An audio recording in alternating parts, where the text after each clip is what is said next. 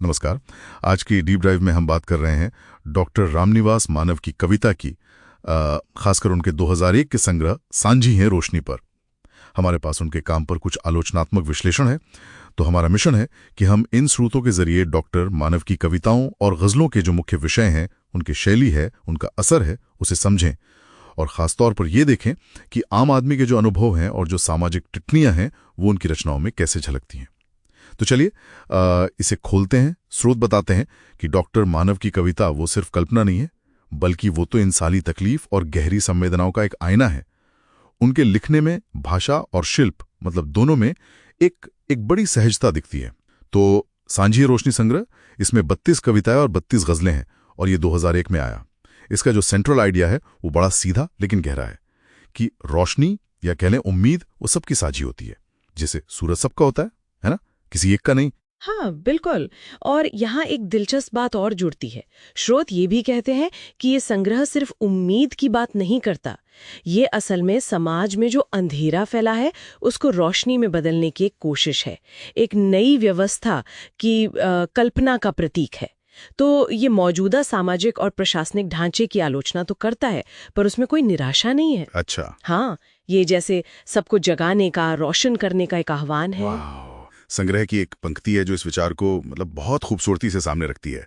तुम अपनी खिड़कियां बंद करके सिर्फ अंधेरा कैद कर सकते हो, रोशनी नहीं।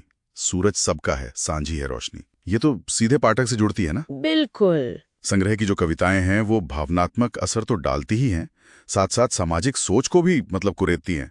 जैसे एक कविता है कितना मुश्किल है, उसमें कवि इस बात पर गौर करते हैं कि किसी विचार को धर्म में ढालना या भावना को कविता बनाना कितना कठिन है। हाँ, जैसे फूल का खुशबू बन जाना। हाँ बिल्कुल, उतना ही मुश्किल।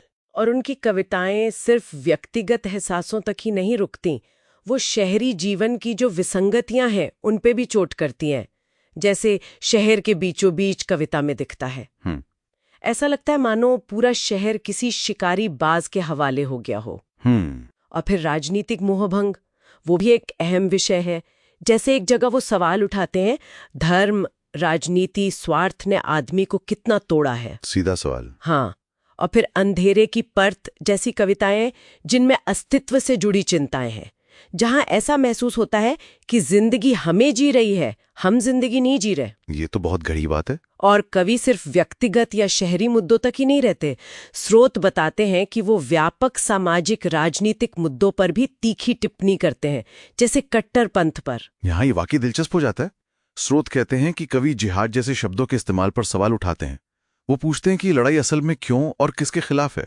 ये सोचने पर मजबूर करता है कि क्या लड़ने वाले सच में जानते हैं कि उनका मकसद क्या है। बिल्कुल। अच्छा, अब अगर हम गजलों की तरफ देखें, हाँ। तो ये समझना जरूरी है कि गजलें जो एक खास काव्य रूप है, हाँ, अपनी लय और नियमों के साथ। हाँ, तो वो यहाँ पारंपरिक प्रेम कहानियों से बिल्कुल अलग है। स्रोत उन्हें आम आदमी की पीड़ा का जीवंत दस्तावेज कहते हैं। जी हाँ। कवि खुद भी कहते हैं, दोस्त मेरी शायरी आईना है विश्व का, मेरे हर शब्द में हर आदमी का दर्द है। सही कहा। ये गजलें रोजमर्रा की जो भाग दौड़ है, मजबूरियां हैं, मुश्किलें हैं, उनको दिखाती हैं। और ये सिर्फ देखना भर नहीं है। कवि का मानना है कि लिखने से पहले उस दर्द को महसूस करना, उसे जीना जरूरी है।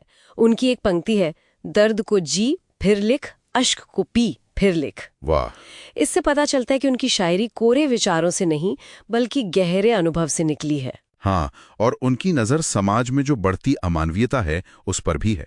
एक जगह वो लिखते हैं, केवल दर्द नहीं है दिल में किसी और की खातिर, बाकी और सभी कुछ तो है तामझाम इस बस्ती में। ये तो आज के माहौल पर एक सीधी चोट है। और यहीं एक और पहलू सामने आता है जो शायद चौंकाने वाला लगे, कि इन गजलों में सिर्फ दर्द और पीड़ा का बयान नहीं है, उनमें व्यवस्था को चुनौती देने और क्रांति का आह्वान करने की एक तीव्र इच्छा भी दिखती है। अच्छा, ये तो पारंपरिक गजल के मिजाज से काफी अलग है। हाँ बिल्कुल।